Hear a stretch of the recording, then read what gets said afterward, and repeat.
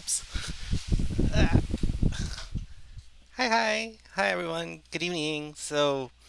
Uh, welcome back. It's another Monday, a new week for all of us. Um, sorry for the delay. Well, actually, we're starting early compared from before. Usually I'd start around 8:30 because, hi Bianca. Uh, because I would usually have not only dinner. We don't have dinner late. It's just I would usually have seconds for dinner. So, or I'd be so medyo tamad ako bukas ng laptop, everything else, and so on and so forth. That's why I always leave it up to Sir Tarcy to set up everything, and then I join in uh, around the middle of the show. Now, I think he's punishing me for doing that to him. That's why he's making me handle the channel. But it's okay. I'm learning. I'm appreciating everything that he's doing. I hope he comes back soon so that I don't have to do all of these setting up stuff because I'm panicking right now because I do use OBS for the wrong reasons.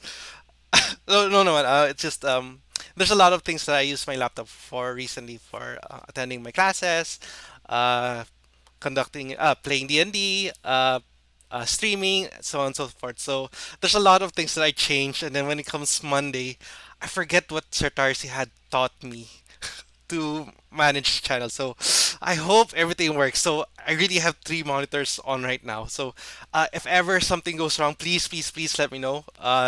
Type in type in on the chat box.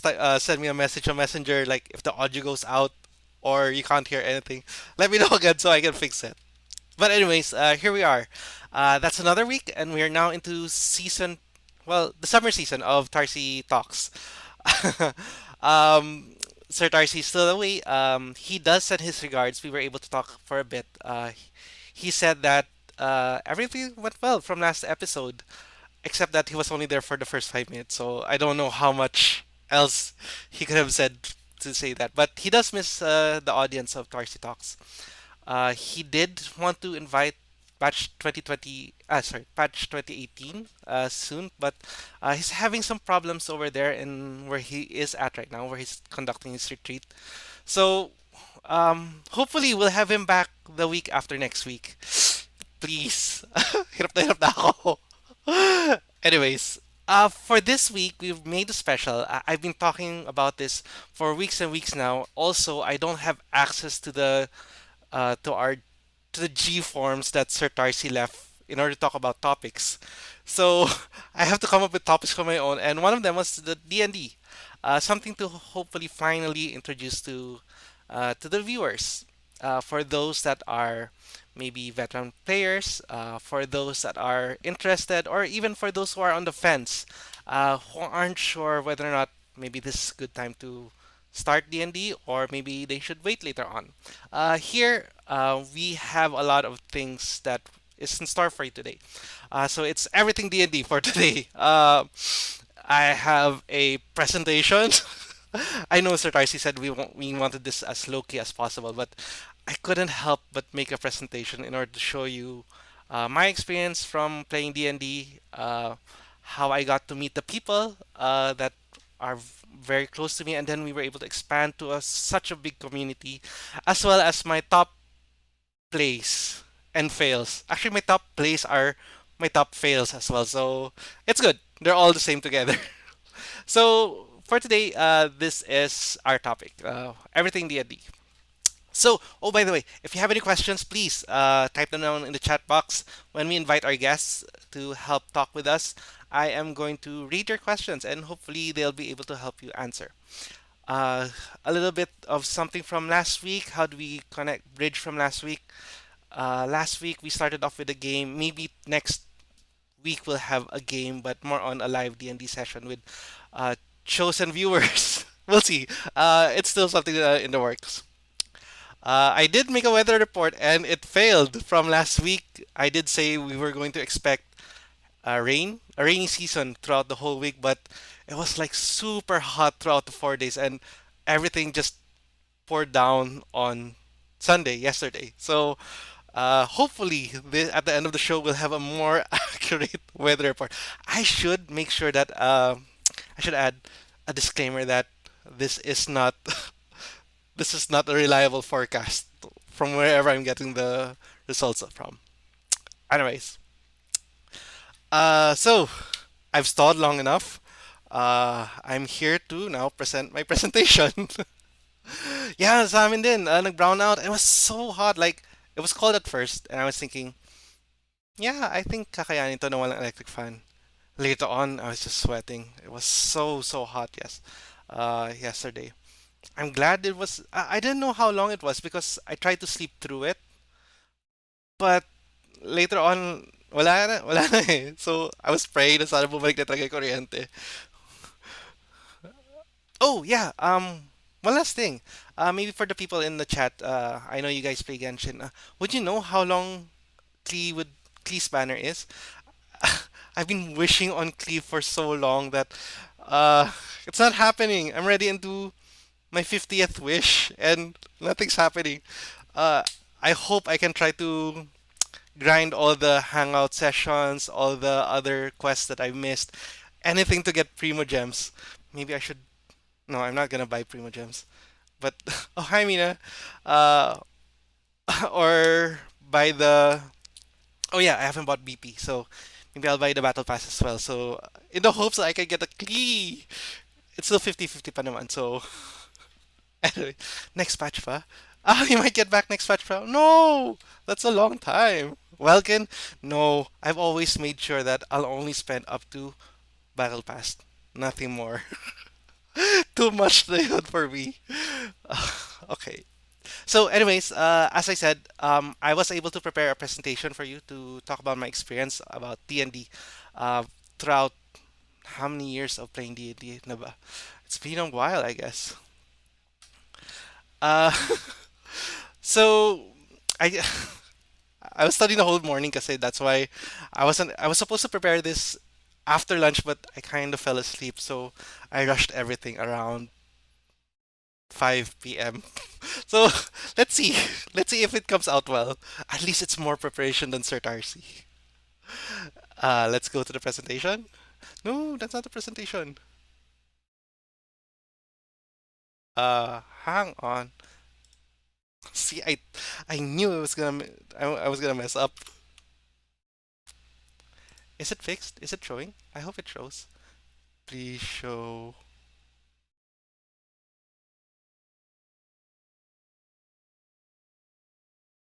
Oh no, it's not showing. Hang on, hang on. I got this. I know what to do. I know what to do. Sorry, Mark. Uh, I can do this. I can do this. What should I do? Hang on. I got this.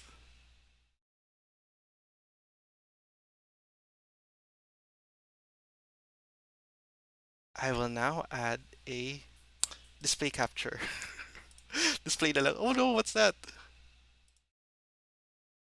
Ah, there. Okay. It's the most that I can do.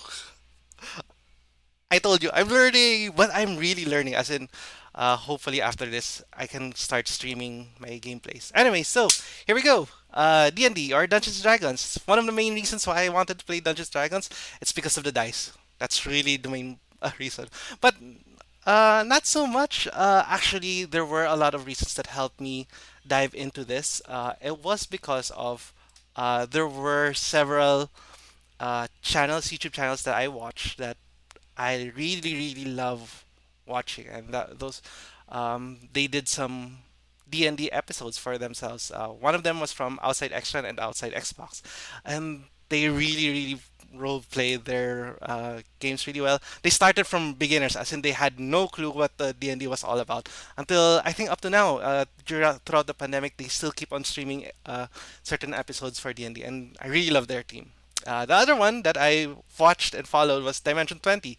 I was able to watch their Fantasy High arc, and it was really fun. I really did enjoy watching their series.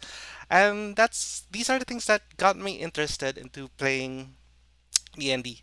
Uh, they really I know they're already veteran like actors, actresses, streamers and such, but it was really nice seeing them. There was a surprise to it. Like they don't know how they would be able to react to certain scenarios, and they would just play on the spot.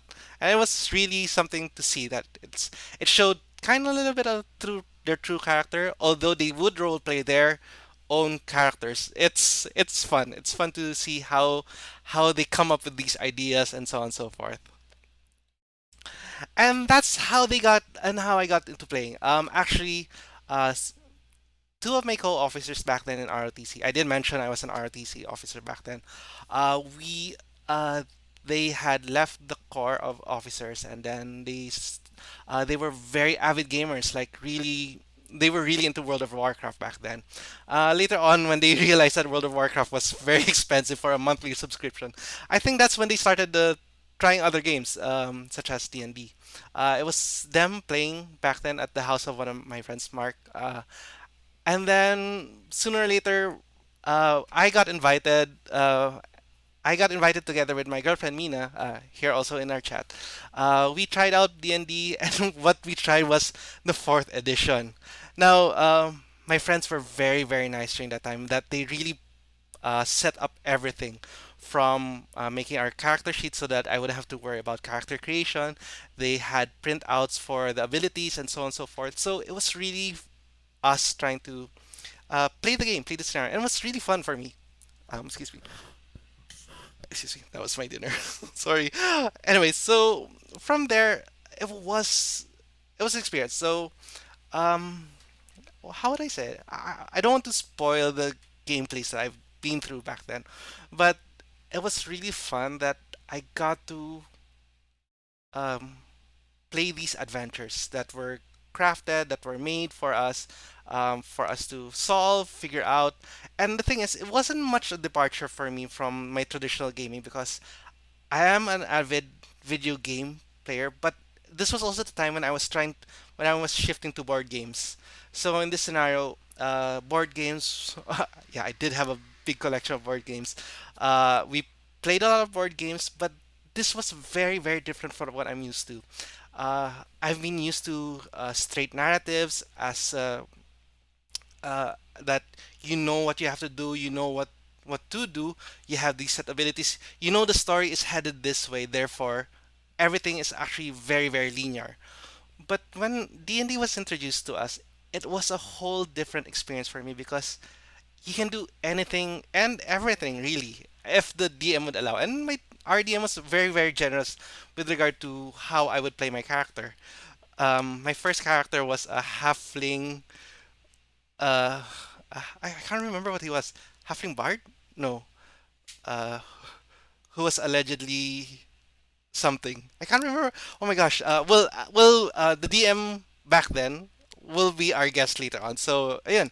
So our group actually grew and grew. Well, actually, I was one of the more of a splinter group. Like, me and Minion would be together when they would invite us. The DMs would invite their other friends. They would invite their other friends, and so on and so forth.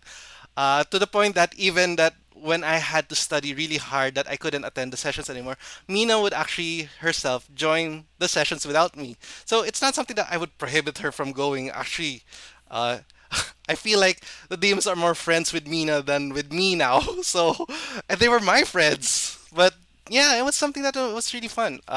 There was even one session that I really wanted to listen into them. That I attended the D&D session while I was studying. I was just listening to them and then trying to comment that no, you're not doing this. You should have done this. You should have done that, and so on and so forth. But it was really fun. What is surprising this, however, is that I found out just earlier that the group actually grew to a huge, huge group, to a group of 400 plus people actually that we've been able to interact around the Philippines.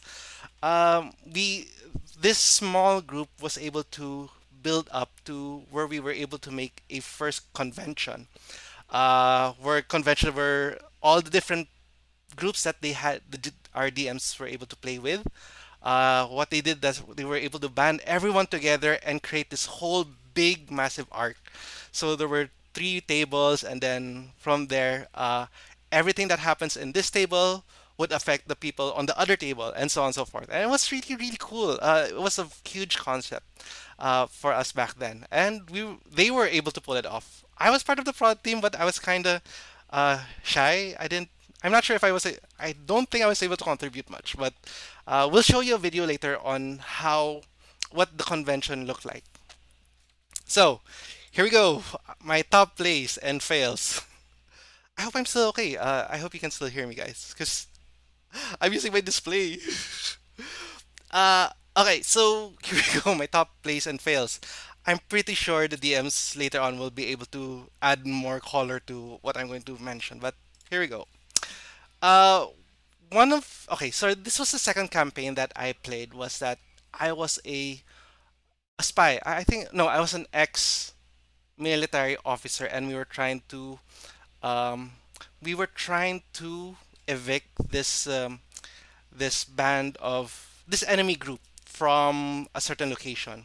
So it was like you were going deep undercover behind enemy lines. Now, one mistake I did was that I kind of wasn't a team player back then. Like, uh, I think I role played too much to the point that I didn't share what my thought process was with my co-players and the DM, to the point that they were already asking me outside of the game what my plan was. So what I did mistakenly was that after we were able to rid an enemy group, we were able to finish them off. What I did was that they had military uniforms. So what I did was that I was it their enemy? No, no, no, sorry. Uh, we also had allies because we were trying to free this kingdom. There were certain allies and enemies, and I took all of their ranks, insignias, and so on and so forth. My thought process back then was that I wanted to disguise myself and try to double team. Sorry, to be a double agent. So like I'd go on solo mission and I'd go uh, report towards the enemy commander and tell them certain secrets in order to set up a trap for them. But the thing is, I didn't share this information, and I got caught when I made a roll in sleight of hand when trying to get these get these insignias. Later on, I got patted down, and they found out why I was keeping these insignias. And later on, it was a whole dilemma. Like there was a trial and so on and so forth. I didn't defend myself. There was this one of my co-players was really trying her best to figure out what my plan is in order to persuade the king from executing me. But I didn't give in. Like I really wanted. I didn't. Okay, my thought process back then was I didn't want them to get too involved that they would not only mess up the mission, but also that they might not agree with going double agent. So that's what happened. I got caught and I got executed. My first player death in the second campaign that I ever played. And you notice later on that I'd have a lot of player deaths in all of my campaigns. The third one. Now the third one was this was during the D&D convention. What had happened during this time was that oh by the way, if you notice the pictures I'm using, they're all stock photos, so royalty free so that Sir Tarcy really doesn't want his channel to get banned. So I'm trying my best to use stock photos. Anyway, so what happened? During this time, it was a prison break. I was a prisoner in an enemy camp. This was during the convention, so there were a lot of players. I did not. Okay, this is one of my weaknesses because I did not study mechanics of D&D. I love role playing, but I don't study the mechanics. So what had happened was that we were fighting off by this the it was a spiral staircase throughout the whole the whole prison impound is a spiral staircase, and we were beside the ledge. So what my plan was, I was going to push off one of the enemies so that instant kill. We don't have to deal with the HP. We don't have to deal with anything else. But I made the mistake of um, I spent my movement and I spent my action to hold person. So supposedly I was supposed to make that person walk off or try to pull that person off the ledge. But what had happened was that I ended up standing there by the ledge. Uh, and the next movement was belonged to the enemy. So they easily pushed me off the ledge. So that was a whole round for my co-players trying to rescue me off of the ledge. Uh, Failure on my part. So my bad. I really have to learn the mechanics later on. I still don't. Oh, okay. Second one. One of the one of these plays was that I was a uh, what was this? I was a um. Oh my gosh, what do you call a male maid? Um. Oh my gosh. Oh my gosh. Why am I losing out on my words? Male maid. A butler. Oh my gosh. I'm so sorry. Uh, I was a butler to a lord of the mansion, lord of an estate actually. Now the big problem was that it was the start of the campaign, and the first instruction to me was that the Lord had instructed me to lock the door of the basement, and it was very very specific and very very important. I didn't know how important it was back then. I thought we were still just during the introduction phase and so on and so forth. So the DM said that he instructed me to go down to the basement and lock the door, which I did. I went down to the basement, but one of my co-players, he wanted to mess with me. So what he did was that he did a sleight of hand and he nicked off the key from me. Now in this scenario, had he not nicked it off, there would be a roll later on that whether or not I would be able to find my keys. Now in this scenario, I realized that my keys are now missing. And the lord of the mansion was looking at me, waiting for me to finish locking the basement door. So the character of my, sorry, the uh, characteristic of my character was that he bumbles a lot. He does a lot of mistakes. However, he does have certain skills that will able to hide his mistakes from the Lord of the Mansion. And so in this scenario, I was able to use a certain minor illusion. Yes, I was able to use minor illusion in order to show that I have a key, which I got from my pocket, and then mm, uh, inserted into the keyhole. But the thing is, minor illusion doesn't make any sound. So when I made the turning sound, I think I used thaumaturgy or I made a clicking sound with the use of my mouth, with my face behind the, and then showing lock, like a click of a lock, and then I, uh, it was still unlocked, but at least the Lord of the Estate, uh, Lord of the Estate knows that I did my job. So there.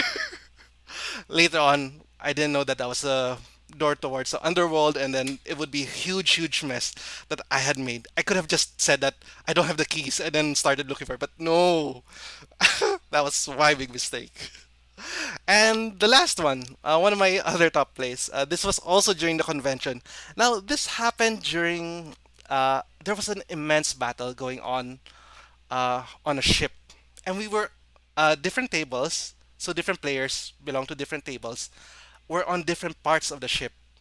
Our table was on the deck of the ship, and we were fighting this huge squid-like monster.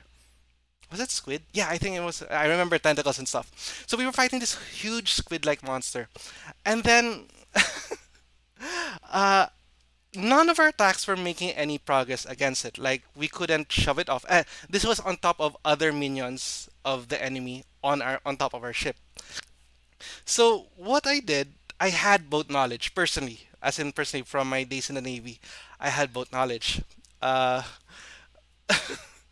what I did was that this creature, this huge squid, was at the side of the ship. What I wanted to do was to veer away so that veer much much away from the squid as possible. It's either that or crash into the squid.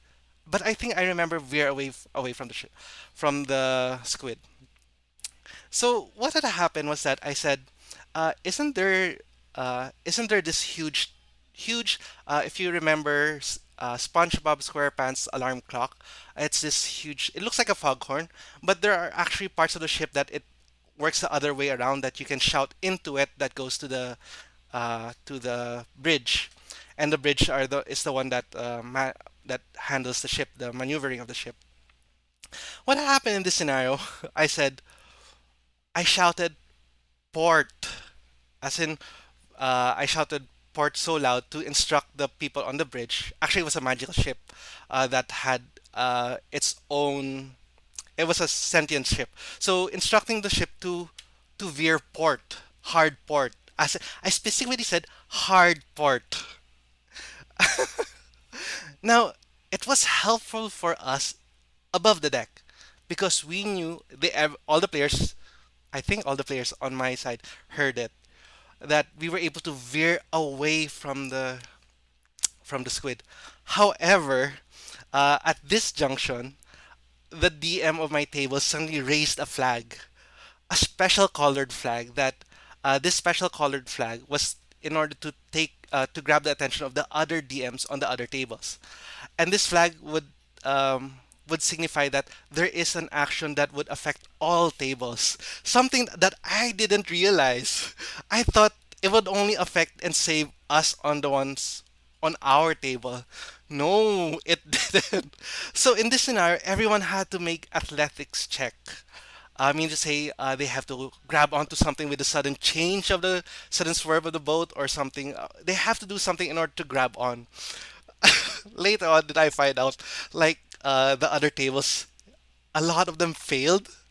That they got dumped. Uh, they got dumped off of the ship. They flung off of the ship. That's a proper term because they failed their athletics check. It was super nakakahiya for me dahil like everyone was doing well on on their tables. They were able to fight off their enemies on their part of the ship, but but I was the balancing factor that that brought everyone back to their knees, I guess. Was really really bad on my part, and that was my top fail. I guess that not only people from my table would remember, but a whole convention remembers. I guess I did mean good. Actually, I really did mean good. Anyways. Oh, okay. So before we meet the DMs, I'm going to play a video for you guys. This is something that you will. How would I mention? This is something to help you to show you what the convention looked like. Our very first convention. So hang on. I hope it works. Oh, but you might want to lower your volume because the music is a bit loud. Excuse me. It's a bit loud. Okay. So while the video is playing, I will set up the Discord for our guests.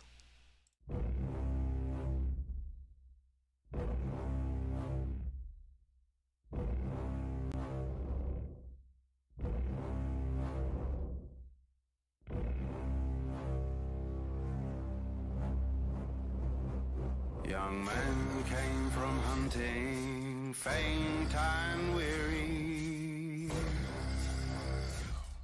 What is that, my lord, my dearie?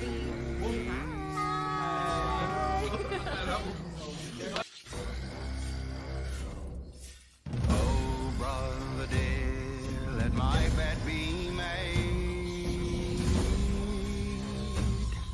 Right field bright of the woody nightshade.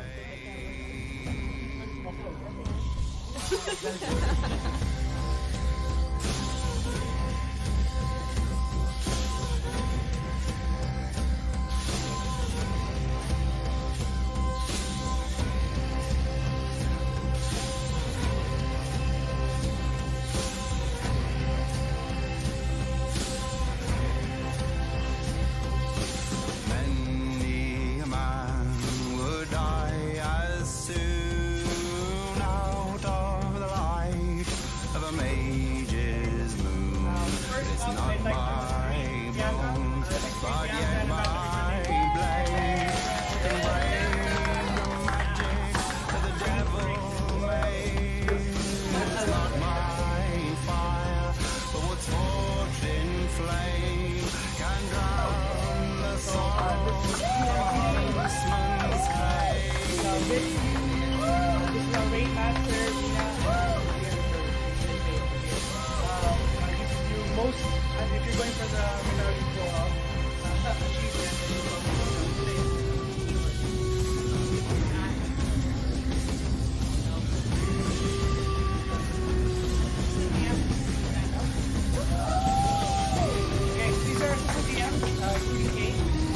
they're noted on the ID. So just for this medium, they have small and medium. This young man, he died fair soon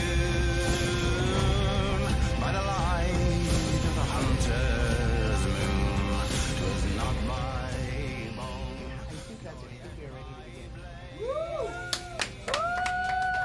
I'm going to hand you off to our raid master for the introduction of our session. We take place 1 month after the break. From the path of the devil made.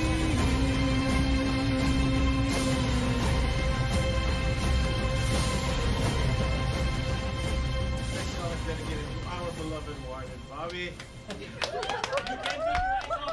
He can take our eyes off you. Go. It's so up. You're just too good to be true. Can't take my eyes off of you.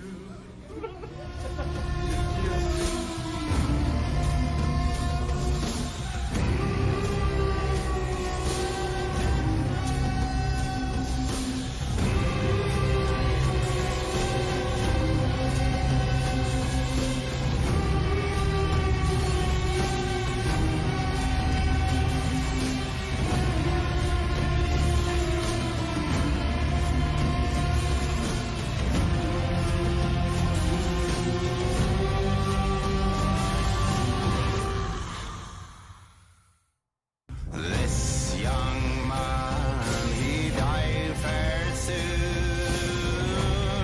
by the light of the hunter's moon. 'Twas not by bone, nor yet by blade. Oh, the berries of the woody nightshade. Oh, Father dear, lie heavy say from the path of the devil made.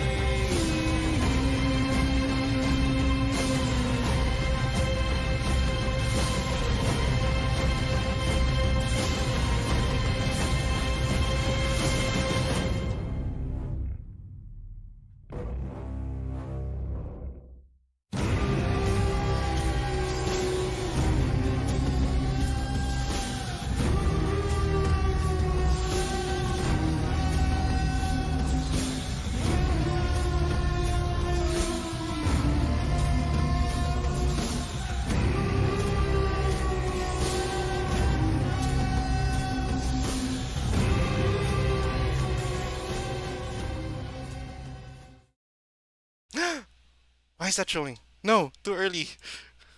Oh, there. Oh man. No. Oh well. I'll just forward, forward, forward, forward, forward, forward, forward.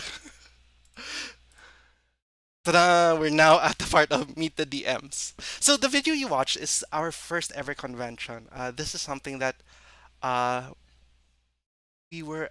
I'm not sure if they really planned it. I should have asked them actually, but we were able to grow our community very, very big to the point that it was so weird because I got to meet people that I did never get I never knew and are really really outside of my community and interests. But there were also some faces that I found were also I had met before. One of them was actually my professor in college. So, small world. She kept on insisting that I don't call her ma'am, which was very hard for me when we were on the same table. But it was fun. It was fun getting to see that side of her. Anyways, meet the DMs. Our guests for today, we have three guests, and they are very, very close to me. They not only have they been um the DMs on the tables that I play, but also they've been personal friends of mine as well. First up is Didi. He would like to be called Sexy Beast. Okay? Oh, yan. Quits na ako, ah. But Didi is actually one of the later friends that I got to know. But actually, Didi is more closer to us, to me, than other friends because he's actually the boyfriend of one of my co-officers back then. So it's a very, very small world, and we got to know him a lot, lot more throughout the years that we got to play.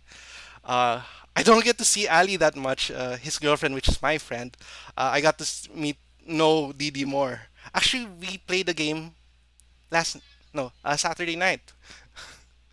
Anyways, um, don't let that soft picture of DD fool you because he is one of the most wackiest players and DMs ever that you'll be able to see. And he is one of the most the biggest role player I've actually seen. He would do the different voices. He would paint so many scenes for you. It's just he's really an amazing DM.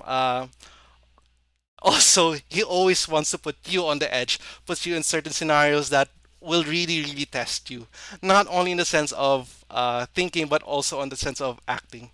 And one of my biggest acted scenes throughout the convention was on his table. The next one, Victor, was a close friend of mine also during college. We were co-officers back then. We played a lot of Left 4 Dead, a lot of video games as well. Both of us transferred to CSB actually. We didn't do well in college, that's why we got to transfer. But at least we got to transfer together. And throughout that time, we played a lot and lot of different games, not only on PC but also we back then there were PS3 and PS4 rentals. I think we got to play Resident Evil 5 back then, if I recall, and a lot, a lot of gaming. But I couldn't find a normal picture of the of Vic because this is his prenup picture. He just recently married last month, this month, earlier this month, pala, sorry. And he and his wife actually met through D&D, and it was a very very cute ceremony that they had a lot of D&D puns with it. So that's Vic. And the one that I knew the longest actually was from high school. I got to visit him during high school, which he forgot about me when we got to college. And also one of my co-officers, which is Mark. Mark was a co-officer with me in ROTC. He was really, really cool guy. He plays a lot, but mostly MMORPG. We used to play Left 4 Dead, as in to the point that we would play on the hardest level, then realism level, and we were really gamers back then. Later on, we would try shifting into. They would shift to tabletop RPG, D&D, and that's how I got to know him. Mark is one of the all of these people are actually the founding members of Natural One, and we have them as guests today in order to help us understand what D&D is for in the Philippines and their experience for the past. Is it more than 10 years? I guess it's more than 10 years now that they've been playing D&D. Uh, so without further ado, I will now shift scene. Shift scene. Shift scene. Hello? No, it's not working. Oh no! Wait, wait, wait. Let me just fix this. I am fixing this. Eh, okay. No, that's not right. Hang on. And I will now undeafen myself. Please let me know on chat if you cannot hear us. Okay. Hi. So here you go. Hi everyone. So these are our DMs, and for everyone else, hi.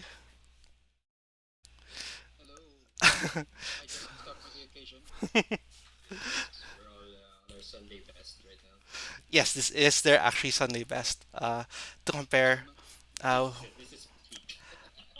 the last time that we actually had a video call, there was a huge penis cake for one of our for Vic because it was his bachelor party. Oh, that was by the way, we had our the bachelor party for Vic, who was the recent groom, was actually a D&D session. That was DM by me, so you know how that went out. I was well, yes, lots of explosions. So, Didi, wait for the camera so that they know who you are. I couldn't make a. So that's Didi. That's Mark. Mark, hello. That's Mark. And that's Vic with the cat ears. Okay. So, we will be. I have a set of questions for you guys to help us introduce D&D to our to the people on our stream, but also I'll be also people on the stream. If you have any questions, please let us know. Type it down, and I will ask them at the end of our scenario. Okay. So my first question for everyone is that how did you actually get into D&D? Oh, hang on. Medyo faint daw yung iba. Um, let me fix the audio settings. Chat audio. Really? Could you guys test one, two, three? Oh, it's Mark. Okay. Oh, okay. I'm adjusting Mark's. Okay. So there you go. I've adjusted. I think it was Mark's. I've adjusted Mark's volume. So don't worry. Let's start off with the oldest player that we were able to play with. That was able to start everything off. Uh, was that Mark? Was that Mark or Vic? So Mark, could you let us know how you got into D&D?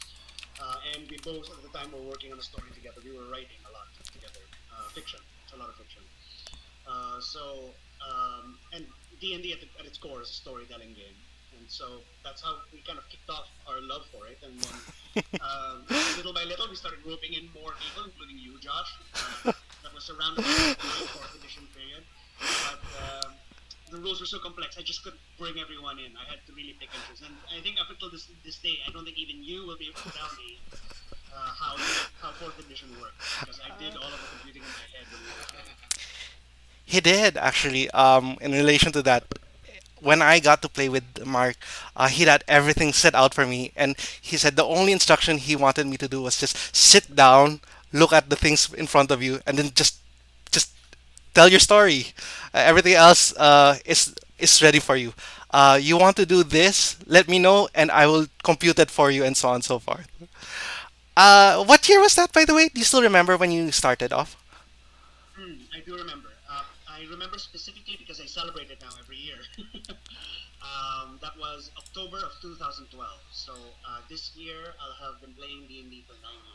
Ooh. Okay, let's go on to Vic. Vic, you did. They did mention. Mark did mention that. he roped you in later on after you guys were, well, you guys left us. You left me from the core. And but but I didn't know that you were starting your own adventure, and you were able to rope me in. So let us know. How was it when you got roped in by Mark? That was during a time. Oh, by the way, fun fact for everyone, for the listeners here, Tarcy's first character was a dwarf named Dixie, who allegedly had a large. Anyway, that was during a time when Mark and I were looking for all kinds of games to get into, mostly multiplayer Steam games. Although I knew then that he already started some Dungeons and Dragons game with his brothers, but I was still dipping my toes into it. I was still neck deep into Awesome Knots, if you're familiar.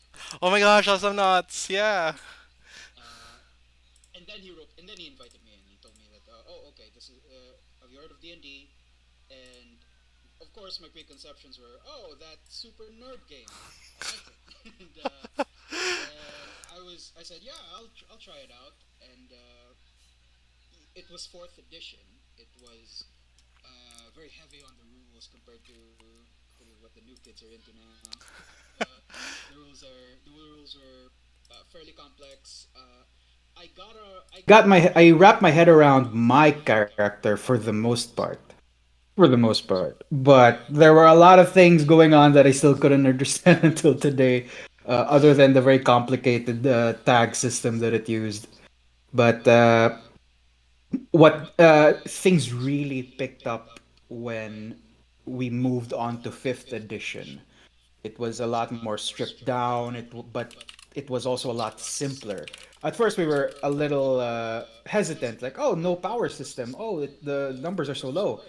But it turns out it was, it was the start of a great thing. It was the start of a great adventure, and yeah, I have, I, I've never stopped. We've never stopped, and until now, I play. I think I started. I think Mark roped me in around 2014. I think.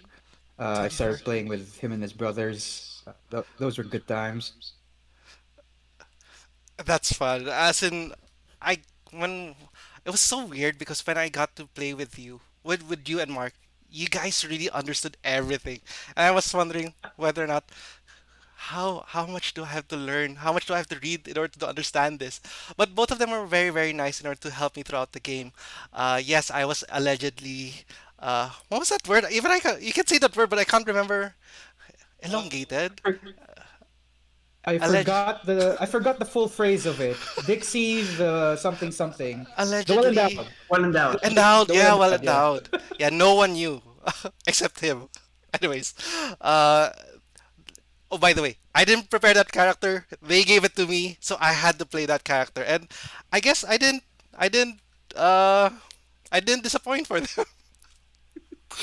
He uh, wanted to say something. Y- Yes, yes. I want to protest that because you are lumping that onto me as for having created that character. But I only created that character because you would book for games, but you would not create characters for them. So you'd show up with nothing. So in the end, you would still have to create your character. So in the end, what I decided to do is I would just make a character and hand it to you, and you do it with it as you please. And there you go.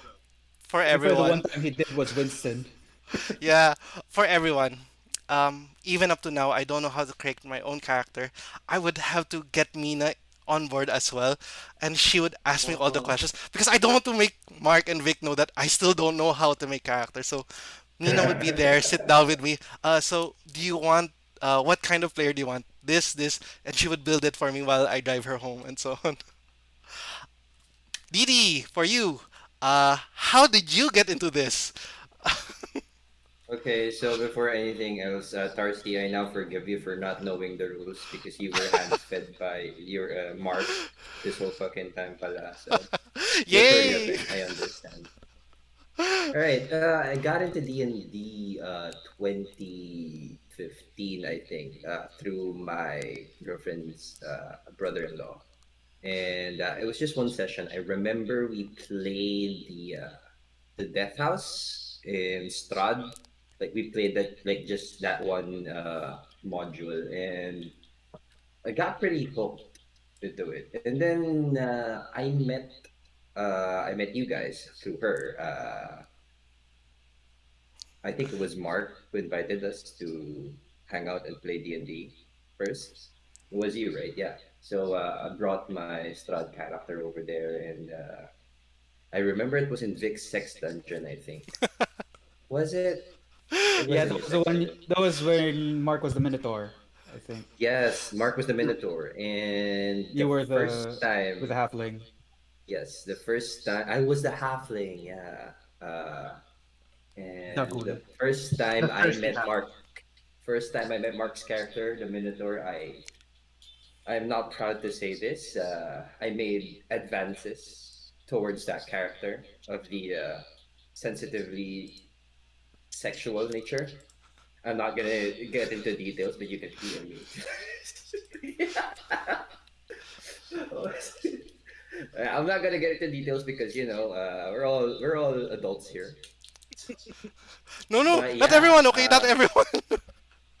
I see. You see, that's why I'm not gonna get into any details. Thank you, thank you, thank you. So yeah, that was my first time playing with you guys, and from there I was hooked. I was hooked, and now eventually I started running my own games, my own D&D games, and even though I have a rudimentary knowledge of the rules, 6 years later, I still, I still do my job because at the end of the day, that's what D&D is. It's just make believe, do whatever you want, right? So yeah, but that's yeah. Let's touch on that later. But yeah, been playing 6 years. How did you get to meet us, by the way? Do you still remember? Yeah, dude, we went for dinner. That was in At Makati. that, Was it it was in Makati. Around Salt. what year was It that? was Salt. 2015, Yeah, 2015. yeah. 2015. Ali and So, I was yeah, I remember Mark and his girlfriend judging me for saying the word totes in proper conversation. so there you have it. Their first thought was I was too young. Yeah. Yeah, actually, Didi is one of the youngest for us. His girlfriend was my co-officer and also one of the youngest in our batch. Uh, Actually, he is he is the youngest. Uh, the reason why I mentioned the years is that I wanted to mention not to highlight on our age or how long how long we've been alive, but more of I wanted to show what the difference of D&D was back then, before, during the starting here in the Philippines, and later on when a lot of popular media such as Big Bang Theory, Stranger Things, and a lot of popular mainstream media are now jumping into Dungeons and Dragons, especially now in the time of pandemic. Uh, I wanted to ask you guys, was there how was the stigma handled around D&D during during your time? It feels like a generation ago. But when you jumped on, and as compared to now, where we are right now. Oh, sorry. Who wants to The go question. first? The question. Sorry, I forgot to ask. Let's go. yeah, sure. Let's go in reverse. Didi, help us out. Right. So when I started playing, there wasn't much stigma around it. Like it was 2015, so Stranger Things just came out. A lot of people have already watched Big Bang Theory. D&D was not quite a household name yet, but it was getting there. And I guess compared to the earlier generations where people would say, Dungeons and Dragons is a demonic game that you know brings you closer and closer to Satan. I don't think there was that kind of stigma anymore. And in fact, I sought it out because, based on from what I've seen, what I've read about it, it sounds pretty cool. It was, the kind of game where the mechanics don't matter as much. The mechanics don't matter as much except for Mark and Vic, who really stick by those mechanics. Think. But yeah, it was a game built on imagination. That's why I wanted to try it out. So it So, was an easy time, naman, to get into it. It was all just a matter of finding someone willing to run the games, That's true, some actually, yeah. people willing to play. Okay, so Didi was actually fairly new to this to the Dungeons and Dragons. Let's jump to the farther end of the spectrum, which is Mark. I am reserving Vic because there was a special event that had happened. So Mark, it's not that far. It's not that far though. But Mark, during your time, it was very, very much, not here in the Philippines. So, how was it? Would you remember? Yeah, I think it registered upon me that D&D was considered a nerd game uh, only through sort of like almost third-hand experience, just reading about it. But D&D wasn't even a thing here, and since the Satanic Panic never happened here, and nobody even knew what it was, I could talk about D&D openly without anybody judging me or whatever. They just wouldn't know what the fuck I was talking about. That was basically it. But I did restrict how much I was going to actually talk about it at the time because it was kind of complex and it was a little bit of a hole. Like I didn't want to talk excessively about it because I knew I was going to lose them in the jargon. Yeah. Because the early day, fourth edition at least, I hear that the early editions, well, third edition was also kind of complex, but second edition before was a lot simpler. But it was the rules and the story were almost impossibly meshed together, so that I couldn't talk about it properly without talking about the rules, and maybe causing people's eyes to kind of glaze over in the process. I think it was really hard during that time because not a lot of people wanted to admit that they were nerds back then, I guess. I think we were the ones that were very open in calling ourselves nerds and geeks back then. And it was even I was well, I wasn't that skeptic in joining on in relation to that, but I was very very happy that you were able uh, to rope us into that game, that one special game that changed my life, I guess. Uh, now for Vic, this is something actually why I wanted to raise this because during your not wedding ceremony, during the reception, if you can recall, it was mentioned uh, by the host. He did mention that D&D was like kasi everyone was calling Dungeon Master, and later on they they correlated this to something like a sex cult or something. So, uh, do you have any uh, do you have anything about that? This is really more Didi's fault, cause, Hey, cause the venue that some we switch around between venues of play, and my venue in particular was my house, literally my mother's basement, but it was a nice area. It just so happens to be next to the garage. So the first thing that Didi said was, "Oh, it's like a sex dungeon," and there it is. Uh, But but for there everyone was to not. know, this is the well sought out place for all of us. Oh, sorry. Because everyone wanted to play this area because it had a billiards table where we played Dungeons and Dragons. It was aircon, fully aircon. It had a ref of its own, and yeah, oh my god, everything was yes. It complete. had a fucking fridge. But I guess yeah, DD DD did mention it as a such, and actually even the host himself said, "Yun." I So just go had it ahead, Vic. stuck, you know? How about for you? Yeah. Introducing this to others, was there a stigma? Uh, it's a lot like Mark's experience, I guess.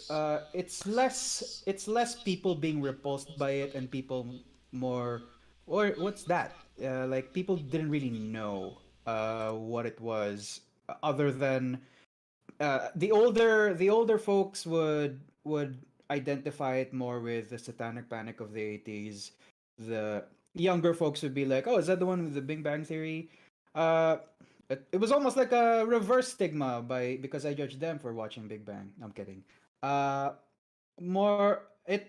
I think I jumped in at a good time because that's when D&D started becoming part of the social consciousness. It was rising up in popularity. and it was also the same around the same year Critical Role started airing. So it was really I was at the jumping off point of popularity to the point where when I talk about it, people would be like, "Oh, that's cool." Uh, roping in people though, it's hit or miss. But I suppose that's a question for later. I suppose. Okay, my next question, actually, I think a lot of people are interested in knowing what are the best plays that you were able to do or were able to experience on your table. Uh, Sige, laglag nyo na ako kung gusto nyo. Pero, Oh uh, yeah, definitely. It's all gonna be about you, your but shit. is there anything memorable that you were able to experience on D&D that you could share to us that maybe it's something that we weren't I wouldn't say normies, people who are inexperienced in D&D would not be able to comprehend unless someone would actually talk about this. Now the thing is, kasi, a lot of people in our group of D&D, the bigger, larger group, whenever they would meet me, they would say, "Oh, you're that guy," and I would be like, "What? What are you saying?" And apparently, these three DMs would tell stories about gameplays, and it would always I would be one of their stories, I guess. So I guess that was the time to to mention what were the best plays or things that you were able to see on your table. So go ahead. Let's go in reverse again with Vic. I there are way too many plays. I've uh, I've I've ran the game enough times to see like play after play after play where I would tell the story to other people. I had someone like use a church pew as a baseball bat. I had someone mimic a spell with a minor illusion cantrip. Uh, I had I had Mark torture an old man for information very eloquently. Uh, uh, it's less of a play, more an entire session, and you were all there. It was that one Power Rangers game that I ran. Oh shit! Yeah, Yeah, I like that that. I that's fun. feel yeah that I feel was like one of the high points of my DMing career because number one it was a I customized a bunch of stuff including the whole Megazord stuff. Number two, it was my childhood. I grew up on Power Rangers, and to see you guys play this sort of transformation of teenage with attitude to adults with issues, but still Power Rangers Issues. storyline. Yeah, that was some good We had a prime lot of storytelling. those. Yeah, I still listen to the recording every now and then. With the exception of Tarcy, who played a lost planeteer from Captain Planet, but it was so good.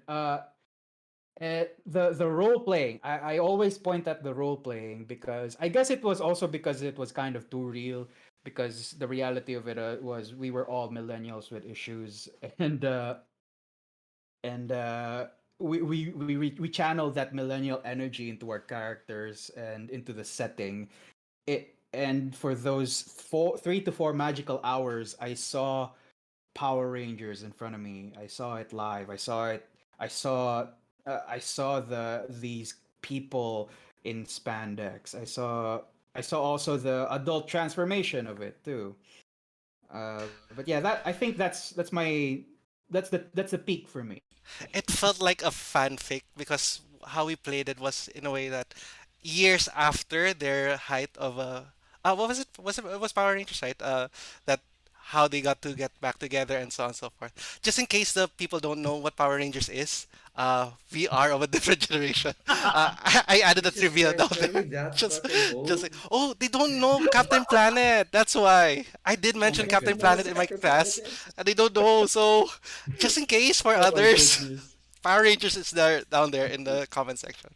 Mark, how about you? Something that was memorable for you on table. Oh gosh, I feel like it's impossible to come onto this stream and not talk about you. And just as a Just as a disclaimer, when we go out and you hear people talk about, or rather, you meet people you've never seen before, and they go, "Oh, you're the one." Uh, Only about a third of the time are those stories coming from us, the DMs. Most of the time, it's coming from other players who are either at that table or similarly at that area. Um, uh, Didi, are you going to talk about the suicide pact? I'm gonna talk about that. Yeah, I'm gonna talk You're about going to that. talk about the suicide pact. Okay, all righty. So I'll leave the suicide pact story to you. I'll cover maybe a recent one. Because this story is mostly about how D&D is so non-linear, and that it kind of resembles the mechanics of a video game because it has damage and HP and some rules that govern combat. But truly, you can uh, do with it whatever you please, whatever you can imagine, you can try. Whatever feels realistic in world, you can try. And so this one happened maybe a couple of months ago, or this year for sure. Um, the mission was there was some cursed gold, and this cursed gold had disseminated throughout the city. Oh, there you go. He knows. He's He knows. already He fucking knows what he did. ashamed. But yeah, No, I forgot about that there was one. cursed gold. Yeah, but I never forget about it. There was cursed gold disseminating through the city. So, therein lies the problem. How, with this cursed gold going through the city, if the effects were going to ravage them. So, the obvious solution was that we were going to chase the bad guy into the sewers, kill him, and then the cursed gold doesn't matter anymore because the curse will be lifted. But rather than do that, Josh his character decided that we were going to kick off some sort of sanitation campaign against cursed gold specifically because the cursed gold had a different color change. So they started spreading propaganda about the health effects of cursed gold, started incentivizing cursed gold to be brought to the church by exchanging it for goods, started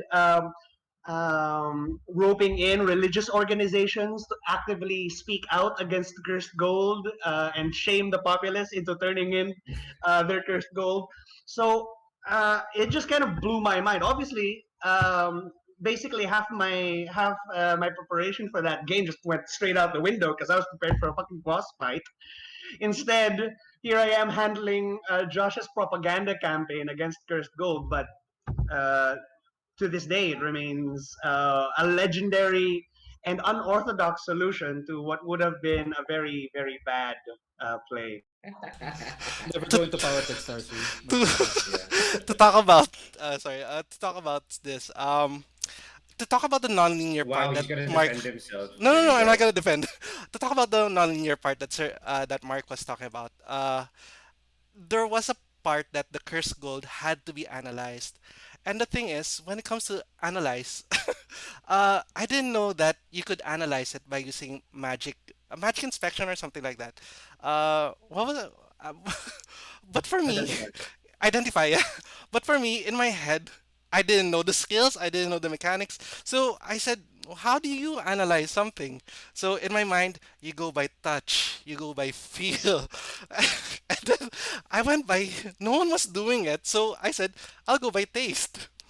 No, it was red gold. It was gold but covered in red stuff. So we were trying to everyone kind of figured out that it was blood. But my character had to go up a level in order to really identify it as blood. So I licked the gold. If you remember, everyone in the table, everyone on chat suddenly went silent and dumbfounded with what I had. They didn't want to touch the coin anymore, I guess. And later on, Yeah, in yeah, order good, to good. add more people to propaganda, I actually I accidentally recruited this team that I just found to join my cult of that praises the Lord of the Light in order to that I invited them to my chapel to identify the coin because they needed higher magic to identify it. But what happened was that when they all entered in the chapel, I locked the door and then tried to recruit them to joining. Because in the Lord of for God Pelor, uh, for me, my characteristic trope is that if you add more people to the church, you have more blessings. Your power gets stronger. So that's how I got to recruit more and more people to to the church. Now, let me just add to that. The characters in world ask you to defend why you would taste the gold. Why would you put it in your mouth? And then your character defended yourself by saying, "That's just the way we do things in my religious order. We are very tactile, especially with our mouths. In fact, the way we greet each other, oftentimes, is through kiss." And so when we were remember when I said that we recruited the local religious organizations. So when he went to the Church of Pelor, uh, he knew that he had kind of bullshitted it. He had just made it up in his head and was just kind of trying to make an impression on his fellow characters. But now he was pressured, since the party was with him. He was pressured to come in and to actually try for a kiss with the local priest. Now, hilariously enough, this kiss greeting thing, I think partly out of vengeance or perhaps some sick pleasure, I manufactured a situation where he would have to kiss greeting one of the other characters who happened to be Josh's brother. Eh, that's Sir Tarcy, by the way, for everyone here on chat. And Sir Tarcy knows how much of a chaotic player I am, and he made sure that who I am at D&D should not be included in how I teach my classes. So we always make sure we have a check on each other. Are you good? Are you good to teach your class? Are you okay? So that's me for those that might not know and that might be able to play with us later on in the future. It's Oh like my the gosh. standard Tarsi experience. I hope I don't break my image, but I I mean, think the actually, image with the break. other Tarsies, they're nowhere near as insane as you are. They're actually very, very sensible players. You, on the other hand, uh, to help my There's certain image, creativity to it. to help my image next is Didi. help your image. Nope, I'm gonna ruin it even further. All right, kids, story time. So y'all know how he was talking earlier about the con, right? The natural one con, the first one, where he uh caused the almost sinking of the other three ships where the other players were. Right. So besides, instead of getting everyone else killed, he got himself killed, but in the most romantic way possible. All right. So at the beginning of this game, Tarsi mentioned, sorry, Tarsi, that you are, who are you here? How do they know you? Quentin, Josh? Sir I mean, Q, you're but all Tarsi. It's like cute, Tarsi is right? okay. What's Tarsi is cute? okay. Cutie. Tarsi is okay. Don't You're worry. all all right. Tarsi here was I'm not sure about the details. It's all a bit foggy to me, but basically, one of the generals that they were fighting during the battle, uh, he flirted with her basically, and there was a bit of if anyone's watched Star Trek Discovery, remember that Klingon woman and the human guy who's actually Klingon inside. Anyway, so there was this weird power dynamic going on where Tarsi was basically a pet. Yeah, make that of what you will.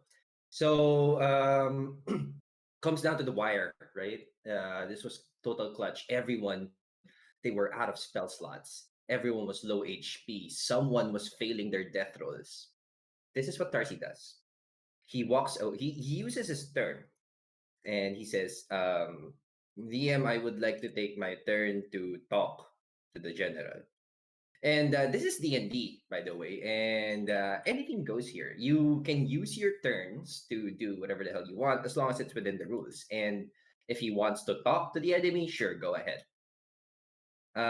What he does when he talks to this general is he brings up their romantic relationship. Basically, do you remember what you said? Do you remember what you said? I do not. Um, you made me a basic bitch, a bitch of that general. That's why it was okay. It was a story backstory because I didn't fix my Yeah, backstory, yeah. so you made True. it for me. So What had Yeah, because you happened? don't write your fucking backstories, man. Yeah, you were Oh, lovers sure. in prison. I Yeah, there remember you you go. were lovers in prison, and then, however, she discovered because you said that the only thing you gave us about your backstory is that you're a pirate hunter. You hunt pirates. And then anyway, so you guys became lovers in prison, and then she found out that her parents, pirates, were killed by you, and so she manufactured a deal in which she would become essentially your enemy, and that's why. During the fight, she was at your table specifically because she was intending to kill you in revengeance. But then you decided to, in a play of desperation, rekindle your romance. And that he did. So what he does is Oh, he puts his the arms description. No, no, over the description. I remember. what You said that uh, we would spoon together, and I would be the small spoon. the little spoon. You'd be the Yeah, little spoon, yeah. and then in that scenario, I said, "You want this? You remember this?" So I was trying to ask to be You spooned you to have be to this little you have to spoon. contextualize You wanted to be the little spoon. here. The general was this super tall orc lady, and Tarcy's character was this tiny ass halfling, the Frodo sized halfling. And And he he wants wanted to be the to be little the little spoon spoon. in the heat of battle. So He presented himself. that's how fucking wild your host here is today. So that's what he does. He rolls a charisma save. He rolls a charisma and persuasion check, and he aces it. He rolls a natural 20, which is the highest roll you could ever get. And in my table, that's an automatic pass.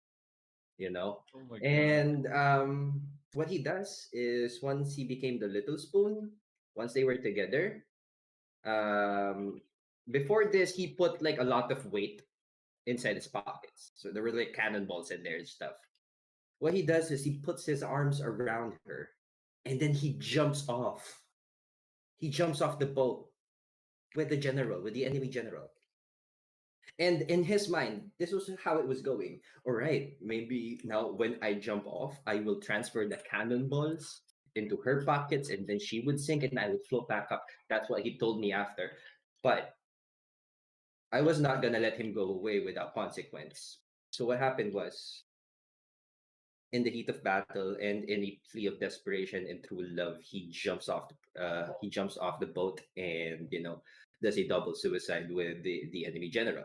And it was all this whole romantic battle royale kind of death that the whole table was super into it. And the whole time while I was describing how he was dying, his face was just like, he was just like, "Oh no, I fucked up again. I lost my character now." That was definitely one of the best stories I've had in D&D. And of course, as usual, your host here is in the center of it all. I wanted to So defend much myself more. in this People get scenario. unhinged in D&D. Yeah, they do. No, No, but in this scenario, I kind of wanted to make up for my team because they kind of, sorry, for the whole convention, because this happened after the port thing with the ship, and everyone was yeah, kind of dying. So I said, maybe I should do a sacrifice for myself this time. So, live or not live, I kind of knew at least I would get the general away. Biggest problem though was that I didn't know that the general was a water genasi. Mean to say, she would survive water. So it was kinda, it did, was it worthless? But I'm not sure. I think the general didn't come back, at least in that scenario. So in yeah, that scenario, in that she scenario. comes back later. Oh shoot, Mark your really? Does my character come back? No. no, no, no. The general comes back, not you though. Yeah, I hear from other Also, campaigns. Mark, your mic's cut off, I think. Oh, yeah, Mark, you're on mute. I hear from other tables that they see a corpse of what used to be me. They're not sure, so I don't know. Okay, so brings to my next question. The community now in Dungeons and Dragons, in the Philippines specifically. As I saw on Nagulat ako, we're already 400 strong in our group, which is wow. But I know these are smaller groups that add people on and on to the different. But how would you describe the the community that sorry, that you guys were able to build. Me, I'm not that much active anymore, but I do play. I was one of the founders, but I try to play privately with with these DMs. But I wasn't able to play with the others. But I'm really surprised that you guys train other DMs as well, as I heard, in order to have tables of their own. You would also, Denny's is a known spot for our group because it's 24/7, and you guys would spend how long? How would you describe the community that we have right now? Let's go to Mark got disconnected. Oh my gosh. Let's go around back to Vic. Uh, I think Mark is the best person to answer this because when the pandemic hit, I kind of wanted because my mode of play is live games, and it's difficult to me to play games online. Uh, but with regards to the community, I poke around still, at least with the item shop or the item crafting station, so to speak. And at least from what I've experienced, that yeah, that's true. We did.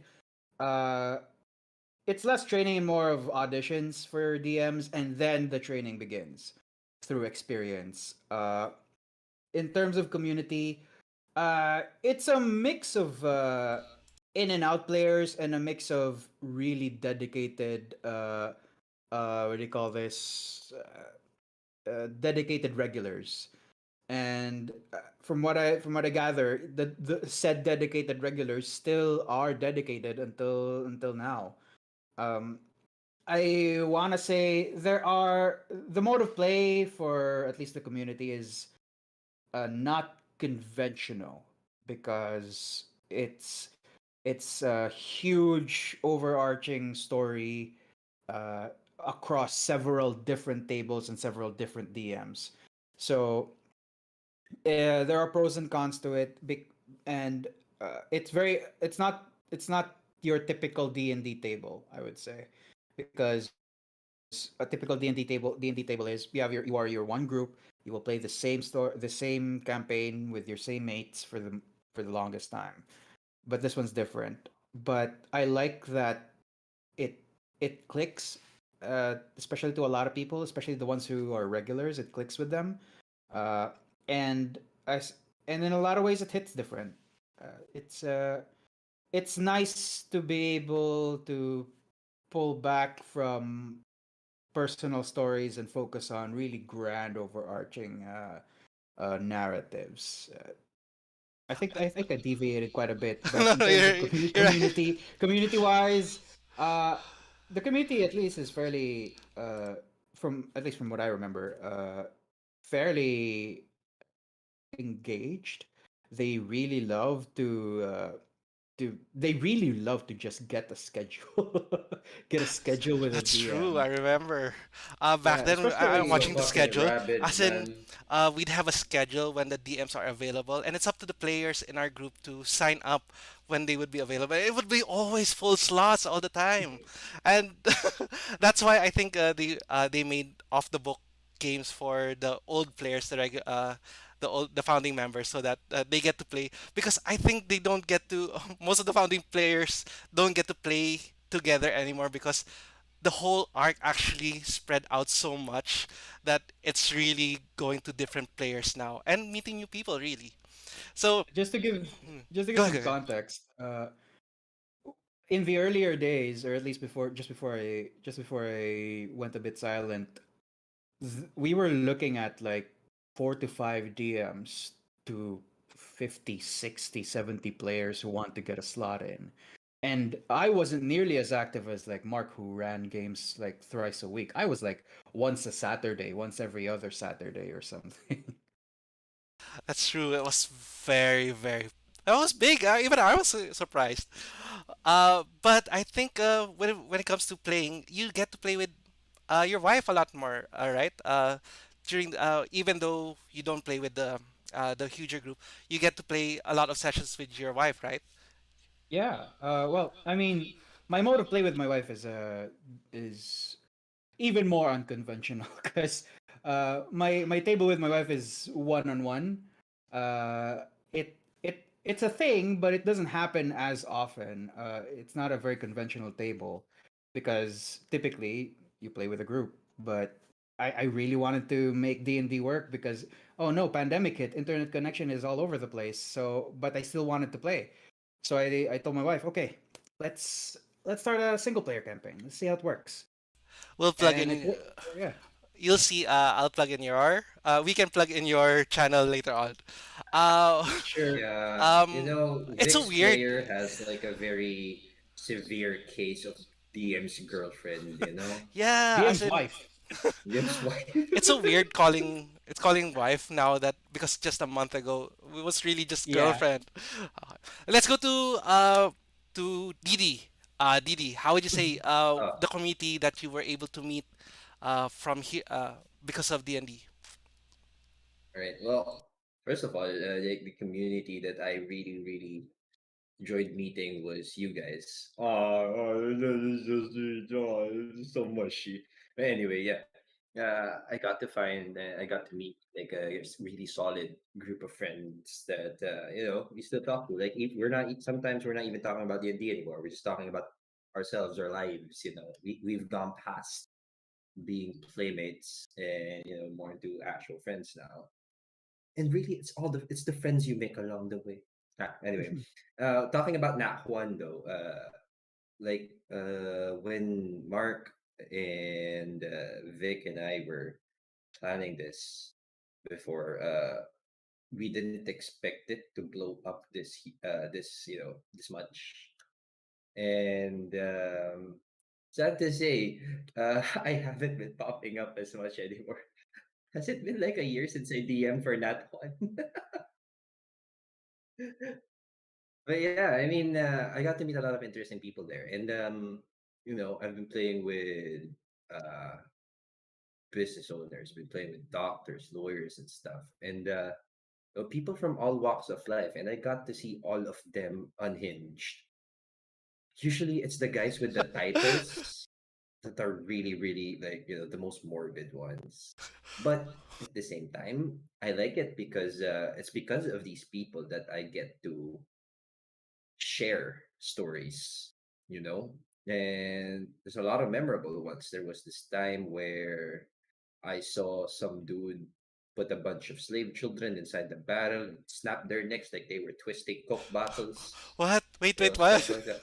Uh, Yeah, oh no. yeah, We by that the way for happened. everyone, we keep this only to the table. We don't do these things in Yeah, the real life. yeah. Please don't snap kids' necks. That's kind of illegal, in most A little places. bit, you know. A little bit, yeah, frowned upon, really. But yeah, and the community that was built from this, I mean, you'd see it on the Facebook group. Like it's very active. Every single day, people would be posting, not just memes, they would be posting their records of what transpired during the last session. They would write entire character profiles for their characters. And it's amazing to see all of this creative energy concentrated into one place.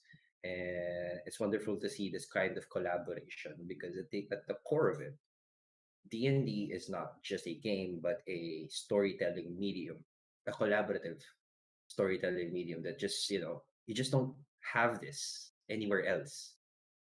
You know, you could say, oh, you could easily get that from an improv group, but does your improv group have magic Or math.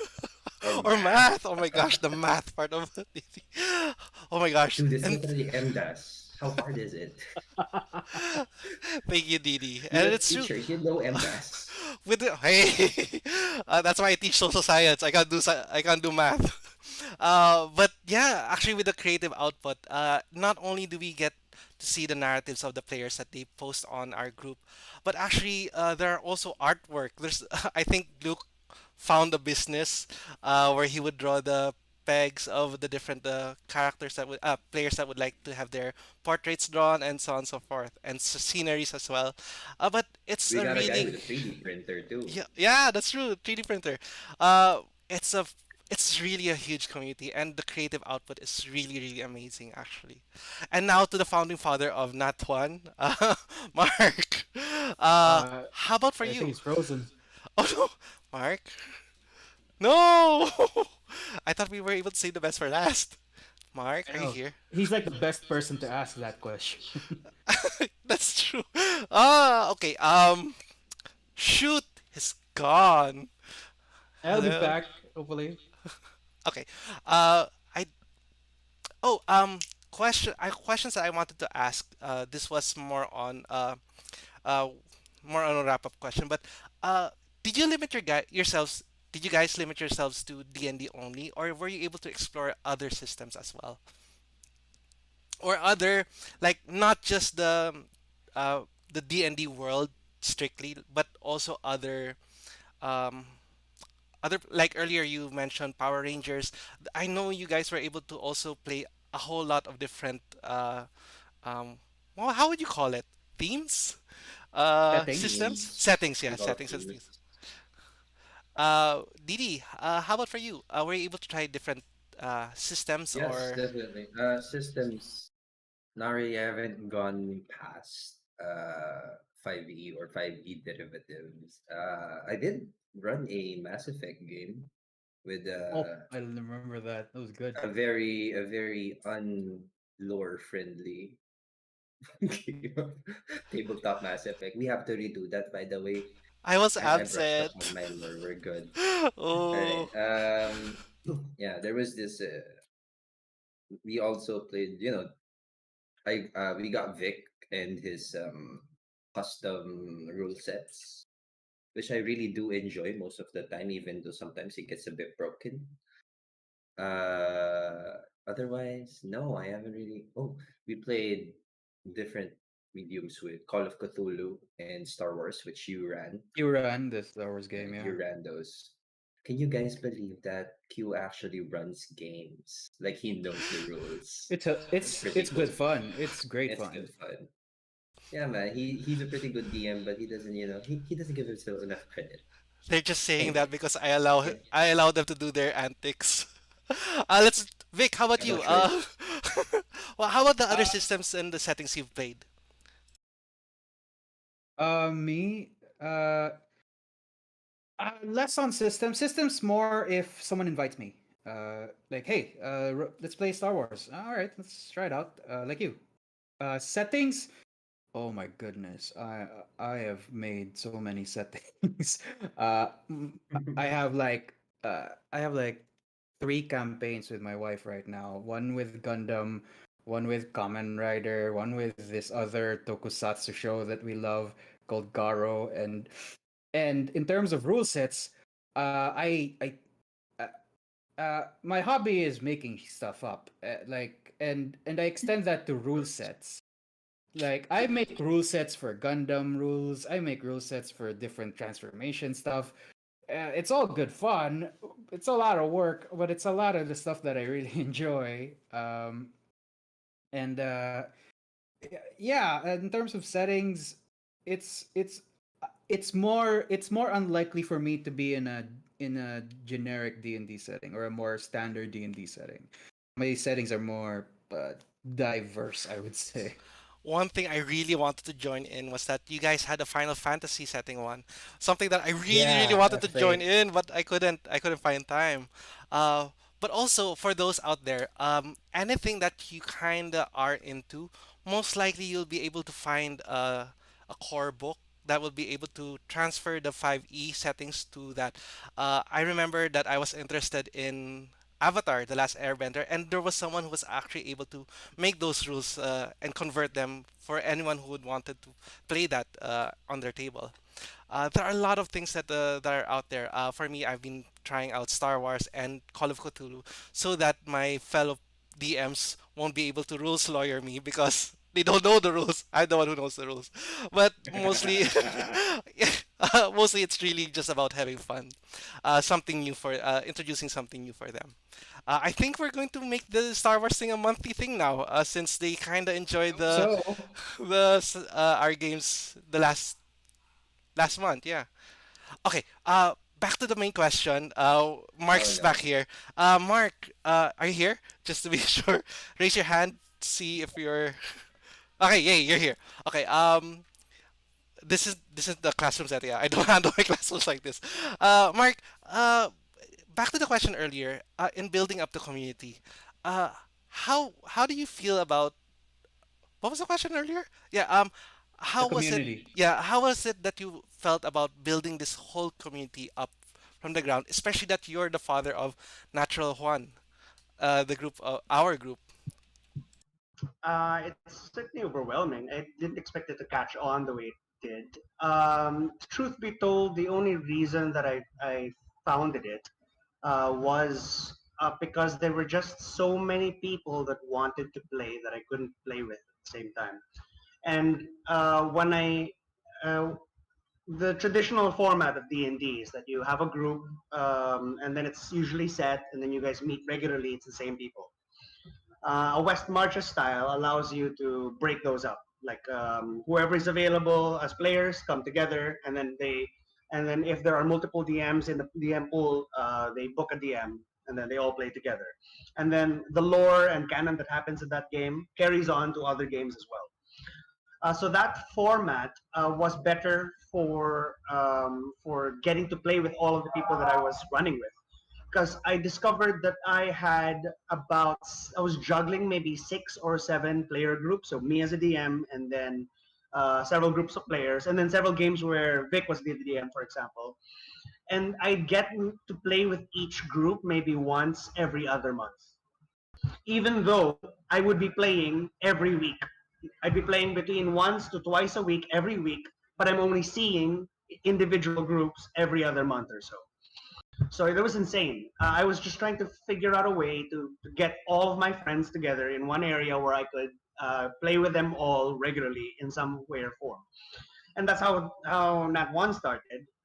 But then people liked it so much they started posting it to other forums, and then we started receiving more members, and people got hooked, and people started coming in more frequently. We lose players, people stop playing with us, or get busy, or life happens. But then we just get new players altogether. And I'm looking at my because I perhaps am the nerdiest when it comes to the stats here, but I'm looking. In preparation for this question, I brought up my game stats here, and I've been recording the number of games that I've played since 2017, and it's just a constant rise upwards, especially due to COVID. And so people are just so hungry for games all the time. Last year, I was running games, running or playing games maybe about um, 3 to 4 times a week, and in July, I hit almost 30. I was at 26 games in July of 2020 by alone. Oh, what's your So stats that, now? pardon, my stats. In 2017, I had 117 games that entire year. In 2020, COVID, that's COVID times, 208. Crap. Jeez, Mark, you play D&D like it's an MMO. Oh, by the way, Uh, yeah, for everyone, these three DMs, you guys don't charge, right? Like this isn't their day job, by the way. This is something that I want to it's a charge. hobby. We Yeah. should charge. Start We hope charging. they should actually be charging because it's like they're booked every night, and back then they would only charge like just buy them a coffee so that they could validly sit in Starbucks or in the restaurant that they would be sitting on for at how many hours a day. So in that scenario, 45 Pay for the hours on food at least. average, around 10 hours when you're a player. so yeah, this is actually a hobby that has actually grown. Actually, do you remember that there was this DM also?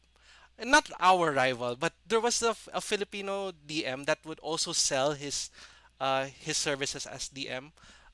Was it Gary? Was it Gary? Um, uh, would you know? Yeah. I Some think of you might. I know what you're talking about. Yeah. But Gary, yeah, DM Gary. would you know if our the community that you've built is kind of big here in the Philippines, considering the number that we have? Are we a significant group Um, now? hello, hello. Yeah. Go ahead, Mark. Oh yeah. I don't know if it's super big here. I know that ever since COVID times happened, West Marshall style Discord groups like this have started springing up everywhere. We were maybe one of the earliest, or one of the earlier, I won't say the earliest, but we're one of the earlier ones to do it because we did it long before COVID times. But now there are a fair amount of them. But every as I'm monitoring the membership, and we're just getting um, constant recommendations. The algorithm, Facebook, is now delivering us everywhere. Oh shoot, Mark got cut off. We should be doing ads now in that scenario. Go to ad break. Uh, Nina says meow to the Neko Mimi man. That's you, Vic. Nina says hi. I think this is the same Nina that's interested in playing D&D. Wanted to learn how to play D&D. So this is what I kind of we're moving on to the last two questions, which are, one is, how do we play D&D in the time of pandemic? And the last question are you is our group actually open to high school students or college students? I know we tried to make a rule na high school students no because uh I, I especially mean, we kind of end very very late in the night. Uh I ran for children in the West in Natural One. really? Yeah, Wasn't So Mickey's Corgot's kid, son? Anton. Yeah, Yeah, he oh was so like 12. he's a He was like minor. 13, 15. Yeah, Yeah, I guess ooh. as long as you could stay up late, as long as you and don't have a as long as bedtime. the parents Yeah, as long as approve. your parents are fine with it. Do Yeah. you guys adjust your play style and the narrative according to the Fuck audience that no. you have? Really? how, Uh, how can I It's endorse entirely that? up to the players, you know. yeah. You can police like how the interactions turn out, with the NPCs or how encounters turn out. You can do that, but you can't really control how players will react to certain situations and the shit that comes out of their mouth. You know, you can tell them to, oh yeah, just remember, keep this PG, stuff like that. But like I said earlier, people can get a bit unhinged when they're role playing. So that's something you definitely have to look out for. Yeah. In my case, I have safety tools that I employ in the background, like You have safe words. not necessarily safe words. Like I just ask like when things are getting a little heated, I go, Yeah. are you all right with this? Do you want to take a break? Stuff like that. It doesn't happen. I'm lucky enough that I didn't have to employ it as often. Mostly with when kids are around, I ask the mom, "Hey, we're gonna be swearing a bit. Is that okay with you, or do you want us to not swear?" Uh, Usually, it's mostly when some kids are involved that we have to we have to check with the parents. Is this okay? We might go into this. Do you want to avoid it? And if you want to avoid it, sure. Well, I'll adapt. That's fine. The reason why I added this is because I was surprised that one of the students that I had taught that graduated later on found a way inside Natural One. I saw her membership and I saw that she actually place, but I'm not sure if she's a regular with our group or she splintered off. Her name is Hio. So, for our students here and the alumni that you might know, she actually did become a member of our group, and yeah, we are open. And your DMs, the DMs here mentioned that should you want to play a game, sign up with us. We'll try to be. We are nice, naman talaga. We are nice. Yun na lang. You get to play with Tarcy soon. You get not only me, but I'm pretty sure everyone in the chat is very excited to see how Sir Tarcy, my brother Mark, is excited to play, uh, uh, to see how he plays because he's he talks a lot when we play D&D, something that he doesn't do when something he's not known for in school. So yeah. I guess that we're already at 9:52. We were supposed to end around 9 o'clock or 9:30. Last thing You is can that keep going if you want. no, no, no, no. Sleeping time of our viewers as well as I have to do my dailies on Genshin. uh, for everyone else here, should you have any questions, please drop it at the Google form below, Sir Tarcy will give me hopefully the access to it so I can answer them sooner or later. But things that you guys would like to plug before we end the stream. I have a YouTube channel that's D&D content related, mostly broken homebrew stuff, and a recording of our Gundam campaign. It's called "My Wife Is the MC" on YouTube. Uh, if you're not into D&D, you probably wouldn't like it. But if you're into D&D, go ahead and take a look. That's true. They're on Twitter and on YouTube as well. Vic, please type it in on the chat so that people could follow, and I'll edit it on the channel later on. Certainly. Uh, Didi, how about you? Anything that you'd like to plug? I would like to plug my dog's Instagram. Please follow. There we go. Please follow Froyo the Goldador on Instagram. I will be typing the handle in the chat. Follow him. He's a good boy. Yes, you are, baby. He Oh, yes, just you are. turned his. How old is he now? He's 13 months now. See that Wow. big. I love you too.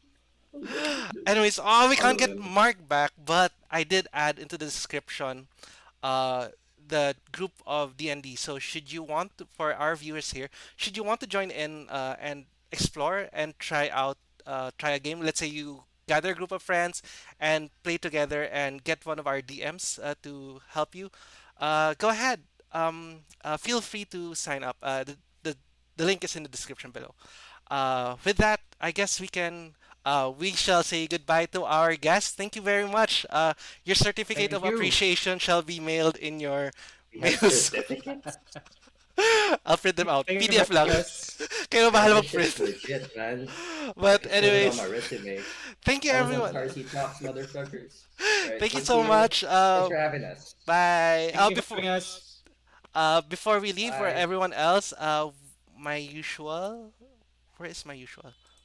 No, not that one. Is it that one? No, no, not that one. Oh my gosh, I'm missing my. Oh, there. Okay. Oh. Oh well, I was supposed to give a a weather update from like before. Um, huh. But it's pretty late. I'll just read the weather update to you na lang from here. Like I said, I'm trying to promise as much as possible to spruce things up a bit for everyone else. We are looking at thunderstorms for this week. Hopefully, this time it becomes. No, not true. I don't think we have a storm coming in for this week. However, I hope you guys have a very cool week this week. So it's been hot. I did mention last week that we were going to expect cool weather, but no, it wasn't. So sad. But anyways, hopefully this week we're going to have a cooler week. Everything else, we wish you a very happy week. I hope you're safe. I hope you stay safe. We have more vaccines. Everyone on the news. Hopefully, there are studies to roll it out to the students.